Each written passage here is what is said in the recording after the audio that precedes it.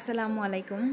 আজ আমি শেয়ার করব কাঁঠালের বিচি পরিষ্কার করা। কাঁঠালের বীজ খেতে যেরকম সুস্বাদু সেই রকম পুষ্টিকর ও আমরা অনেকেই কাঁঠালের বিচি পছন্দ করি, বিভিন্ন রেসিপি বা রান্নাতে এটা ব্যবহারও করি, কিন্তু পরিষ্কার করাটা একটু ঝামেলা। লাল খোসাটা সহজে ছাড়াতে চায় না, এটাকে আমরা অনেক ঝামেলা মনে করি।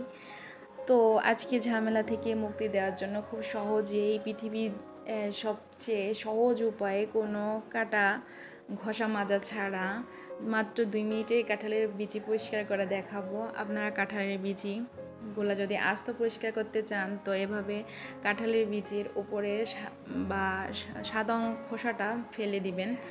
আর যদি কেটে রান্না করতে চান তো এভাবে একটু কেটে নেবেন ছুরি বা বটি দিয়ে। আমি এখানে এই কাঁটাটা নিয়েছি, এটা আসলে একটা সুপুরি কাঁটার।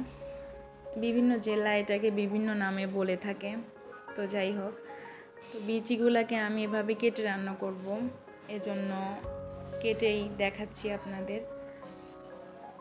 আস্ত করতে চাইলে আপনারা আমার পরবর্তী স্টেপগুলো একইভাবেই আপনারা আস্ত পরিষ্কার করতে পারবেন।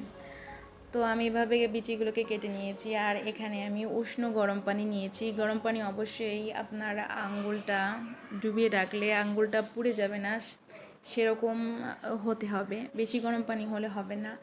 আর এখানে 1 চামচ বেকিং সোডা নিয়েছি আর 1 টুকরো লেবু জুস নিয়েছি। এখন ভালো করে বেকিং সোডা আর লেবুটার সাথে একটু মিশিয়ে নিব।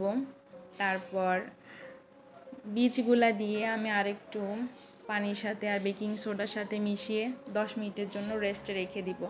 10 মিনিট পর আরেকটু নাড়াইয়ে তারপর আমি এভাবে একটা বোতলের ভিতর বীজগুলোকে নিয়েছি আর ওই পানির কিছু অংশ একটু দিয়েছি, দিয়ে ভালোভাবে এভাবে 2-3 মিনিট ঝাঁকিয়ে নিব জোরে জোরে।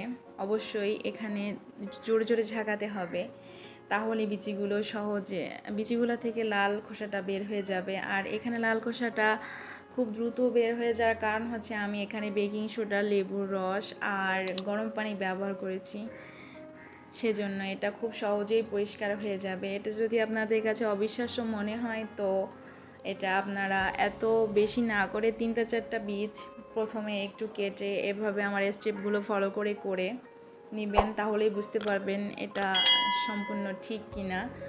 তো আশা করি আপনাদের ভিডিওটি অনেক উপকারী হবে।